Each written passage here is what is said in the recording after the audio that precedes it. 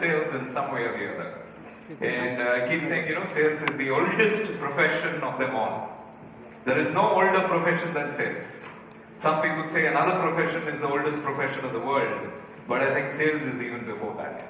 So if you really ask me, we're going to be talking for the next several minutes about certain new concepts and certain new theories on sales, on selling, and some of it may irritate you. Some of it might say that, hey, listen guys, this is not the way I normally work in sales. And some of it might say, why so radical? Why so different? So please stay with me. I'm going to take you through a journey on new strategies in a strategic world which is dependent on making a cutting edge difference in sales. So I'm going to talk to you about brand new selling for a brand new era. Old selling is dead. New selling is about to happen. Those of us who practice selling the old way, the Western way, need to change. And there's something called Eastern selling. And we, in this subcontinent, all belong to the East. And I think the East is going to rediscover the great new way of selling of the future. The West taught us for centuries. But then I think now the West will learn from the East. And I think that is what I'm going to talk to you for the next several minutes. Even before I start, I must say that, salespeople.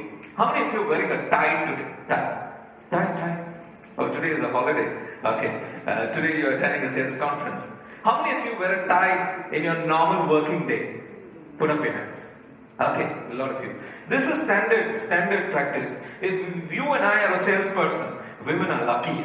Women are lucky. You don't have to wear a tie. We men, if we are salespeople, we have to wear a tie. And the tie is a very uncomfortable piece of garment. Do you agree? Very uncomfortable. I don't know why we wear it, but we still wear it. My theory was that most of the clothes that we wear to hide some body part or the other.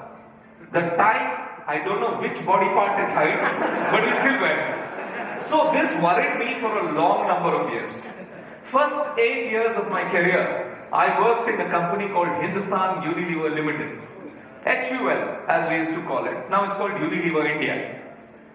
I worked in Unilever in UK and across in India. And for those 8 years, I had to wear a tie. Because I joined the company as a group management trainee. How many of you joined a company as a management trainee? Yeah. I also joined like that. I joined as a group management trainee, and once I joined, I was told, if you are in sales and if you're a group management trainee, you have to wear a tie. Even if you're in the office. And if you're in the office and you're not wearing a tie, you cannot enter the executive dining room. Now, I was all of 23. At that age, the only reason you join a company like Unilever is to eat that 16-course lunch which is given in the executive dining room. But so I had to wear a tie. So the first 8 years of my career, I wore a tie. Next 8 years, I spent in a company called Tata Tea Limited, which is called Tata Global Beverages Limited. Next 8 years also, I went to Kolkata. There was an executive dining room. By then I had grown in levers from group management trainee up to senior product manager. I joined Tata's as general manager. And general manager was the lowest level which could enter the executive dining room at Tata Tea, Kolkata. And we had a turbaned fellow serving us. And there were only 16 of us in general manager and above. Only 16. And for 16 people, there was a nice dining room, turbaned, turbaned, serving people. But again, that rule, if you don't wear a tie, you cannot enter the dining room. Again, 8 years I wore a tie. Of course, I used to keep a ready-made tie hanging, and then before lunch I'll put it, and after lunch I'll take it out. But that is not the story.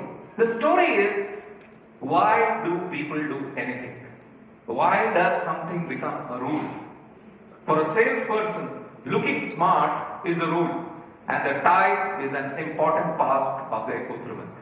So I was always wondering, why do people wear ties? I'm a very research-oriented person. So I said, I want to know, why do people wear ties? And therefore, I was addressing a conference, a CXO conference in Jaipur. 600 people were sitting in a room like this. And I was about to address them. Before addressing them, there was a very dear friend of mine who had organized the conference. His name was Devang Mehta. Some of you might have heard his name. He died young in Australia under mysterious circumstances in his room. But the point is that Devang looked at me, I looked at him. I had gone to Jaipur. Jaipur was 46 degrees centigrade temperature. And Devang was in a three-piece suit and a tie. So I looked at him and I said, what is the meaning? When it's so hot, you still have to wear tie and three-piece suit. He said, look at you, you're also wearing a tie. I said, why do people wear ties? So Devang looks at me and he says, देखो भाई, ये internet का ज़माना है. If you ever have a question, don't ask a human being a question. So I said, what? If you have a question, go and ask a search engine a question. Search engine. And then he tells me, there is a search engine called askjeeves.com. Anybody been there? Yeah. Ask Jeeves. You ask any question, you get an answer. What is life? You will get an answer. I went there and I typed and I said, why do people wear a tie? Because I'm wondering why people wear ties. What? Which body part are we hiding? Some of us men have got a nice paunch. But apart from that, I don't know what else is hiding.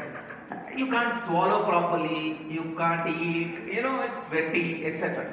So then, one simple stupid question on askjeeves.com, 2,62,000 answers come up. That's how the internet is. I can't bore you with all, but the top answer was an interesting one. It said, everything in life has a meaning. Everything that we do in life has a meaning.